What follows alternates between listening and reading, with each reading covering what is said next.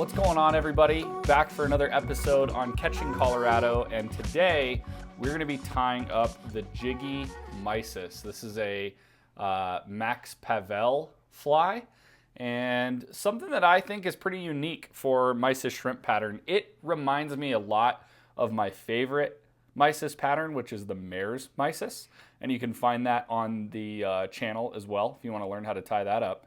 But this one is with a jig hook, and it's also a little bit heavier. So this could be a great fly for like faster water, or also if you just want to fish it like Euro style, or just as a lead to a couple other Mysis. I know like even on the Blue River where we fish, Mysis can be very productive, but usually we're fishing a couple of them. So this would be a great way to get those down if the water's a little bit quicker. So I'm going to show you how to tie this up. I tie it a little bit different. So if you want to see the traditional Max tie, you can find that on Avid Max. They've got a tie where Max is tying up the fly, and you can take a look at it there. I am going to load a jig hook into the vise here. This is a TMC 413J. It is a barbless jig hook, or a micro barb, I should say. It's not totally barbless. And this is a size 16. I like the 16-18. The Mare's Mysis I typically tie on a dry fly hook size 18. This is a size 16 jig hook. So very similar size. I would not go much bigger than like a 14. I think you want to stay in this 16 range if you can. So once I get the hook loaded in the vise, what I'm going to do is start out with a white UTC 70. And we are going to just kind of build up the front of the hook here. I like to build it up to the notch where the jig hook drops down and then bring it back. And I would say about halfway is good. And then I'm going to get my scissors and I'm going to snip out the excess free. Next up, we are going to use Hairline Ice Dub Pearl. This is a really cool dubbing material. And it is very flashy, and it works great for attracting fish to a Mysis pattern. I think this is, kind of similar to what we use the pearl tinsel for. So I'm going to just grab a clump of that. I'm going to lay it on the top of the hook here. I'm going to do a capture wrap or two.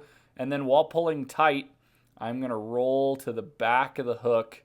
And we're not going to go down the bend. We're just going to go right to the end of that bend, just like so. And then we're going to work our way back up, right about that halfway mark or so. And then I'm going to get my scissors in here. I'm going to snip out the front half of that tinsel. And you can actually save this. I like using the finer pieces of this pearl tinsel for other flies where I might want to actually do like a traditional dubbing noodle. The ice dub, it doesn't stick as well to thread, but the smaller pieces with a little bit of water or wax stick really, really good. All right. So now we've got kind of this long tail, and I'm going to just kind of pull it tight, and I'm going to cut it about half the body length right back here. And then we don't want it to look all nice and neat. We want to give that a little fluff, and we can always kind of mess that up at the end of the fly. But that's kind of what you're going for, is just a little bit of fluff in the tail there. So now that we've got that done, we are going to tie in our ostrich hurl, the same white ostrich hurl that we tie in on pretty much any other Mysis pattern. What I try to do is just kind of clean up the end there so I have a nice tie-in point. And I'm going to wrap it forward, and then we're going to come all the way back to that bend, and then back forward just a hair. And then we are going to tie in a medium pearl tinsel. Pearl tinsel, just like we would, again, on the Mare's Mysis. And this is going to give a little bit more flash to the fly. Oops, dropped it here. Alrighty. So all tinsels are going to have a curve. I like to tie them with the curve pointing down. So I'm going to put it on the near side of the hook, and then I'm going to get a wrap or two in there. And then once I know it's kind of laid up on the back of the hook real nice, come all the way back, just like so. And then I'm going to come back to kind of that midway point. Now, if you can, try to secure your materials somewhere on your vise. If not, you can just let them dangle there. And then what I need to do next is add a little weight to the fly. This is where my tie is different than Pavel's tie. So he uses a .030 lead wire here for the eyes. I am going to switch to half that size, a .015, and I'm not actually going to tie the eyes with it. I'm going to just add a little weight to this fly. So I'm going to measure this lead about the same length of the shank of the hook, and we're going to tie in the front here, rolling it all the way forward, and then we're going to come back and I'm going to tie it all the way to the back. And once I get to the bend, that's where I'm going to kind of lift up and sort of seesaw that lead until it wants to snap right off where my tie-in is. And then I'm going to bring that thread back to about the halfway point. And that's where I'm going to stop. That's going to add a little bit of bulk to the fly, but mostly we're just looking for weight there. Now you could cut down on the front of the fly by not going so far with the lead, but I like to add just a little bit more weight to these flies, but you can kind of use at your discretion. Now what I'm going to tie in about the midway point is this, I believe, is a 6-pound test monofilament line. So all we're doing is tying in the eyes just as we do on the Mare's Mysis. One, I've gotten a lot better at tying monofilament material, and two, I like how bulky you can get the bead of the eye when you tie with a mono. So I'm going to just tie that in there, and then I'm just going to trim them up a little bit. So I'll turn the fly sideways here. I like to trim them up maybe a little bit under ½ an inch, something like that. Let's see if I can get that cut there. So yeah, something like that. Like, I think the whole thing is probably 1.5 body lengths, if you will.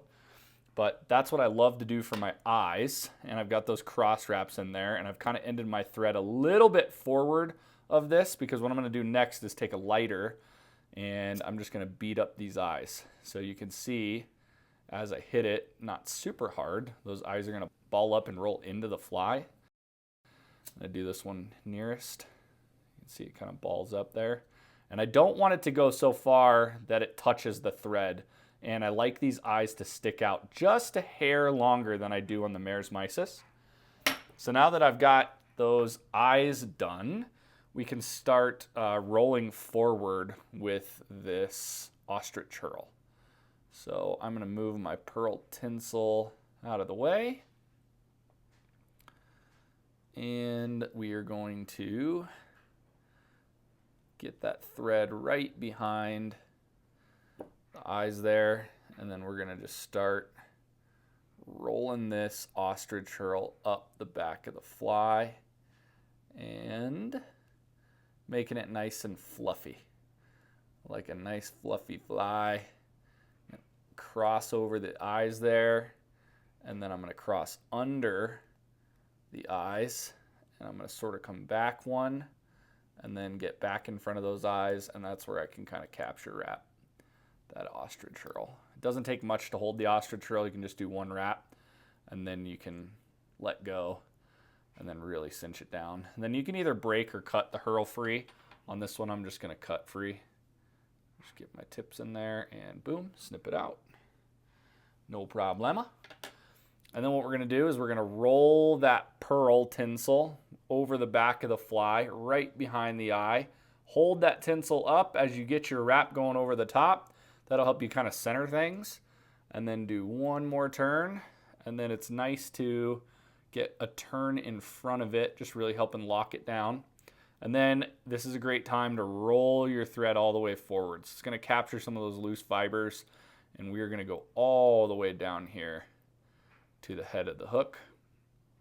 And then what we want to do is we want to advance our tinsel. And the tinsel, I try to wrap a few more times. I don't try to make it super, super skinny. I like the fluorescence of it, and I want to make sure that that shines through. And we're going to come down to the head here, and that's where we're going to do 1 capture wrap, and then 2, and then I'm going to pull that back and just get a couple more in there just to really capture that pearl tinsel. And then we're going to get in close, we're going to snip it out, and then we want to get our whip finish tool on there, and we want to finish with a 2-turn whip finish. I don't like too many turns on the edge of this. I want it to be pretty uniform, and we are going to use bone dry resin at the end of this fly just to really make sure we capture everything. So I'm going to snip out the tag end, and then before I do the UV resin, I'm going to grab a black marker. I'm going to track down my eyes here. Here's one right here. And I'm going to give it a couple taps. Go to the other side. Give it a couple taps. Come back. Hit it again. And go back over and hit it again. And I think this really achieves what Pavel's fly does well, which is have like a very bulbous eye on the fly. And I love how the monofilament does that without being, lead where it could potentially snap off or break or bend. This is not going to bend. It's going to always resume its position, and it stays really taut, but gives you a nice little eye there. What you could also do is you could hit some bone resin on there and give it a little bit more of like a pop of color. It'll make the eyes look a little bit more 3D, but I found that, this fishes plenty well. So that right there is most of the tie, and then we want to just finish it with bone dry UV solar res. So I'm going to take my brush here, and we're not going to need a lot of it, but we do want to coat this top of the shank and just give it some durability and flash. So usually I hit it once, and then I'll retouch my brush into the bone dry, and then get it again. Don't need a ton here, but I do want it to kind of ball a little. And then once you get that done, what you can do is you can just start spinning it.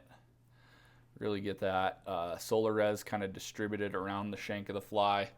And then we are going to finish by hitting it with the UV light. And that right there is the Jiggy Mysis. Like I said, great pattern to fish for deep down. Good pattern for faster water. You got the really nice bulbous eyes. You kind of have almost an elephant nose is kind of how I akin it to. Really good flash in the back, the fluffiness of the ostrich curl. Really a beautiful fly overall. I think Pavel does a little bit of cleaning up of maybe the ostrich curl on top, but I think it adds kind of a cool mohawky look, and I don't think the fish are going to mind too much. But that right there is the Jiggy Mysis tied in a size 16. If you guys enjoyed this tie, please let me know down in the comments. And if you have any flies that you'd like to see me tie in the future, I'd love to know what you want to see and get them put up on the channel. So thanks so much for watching this fly tie, and we will catch you on the next one on Catching Colorado. Thanks. Thanks for watching the video. I really hope you enjoyed it. If you're interested in more relatable content, you can check out these videos right here. Oh, and don't forget to like and subscribe down below so you can stay updated on our next adventures.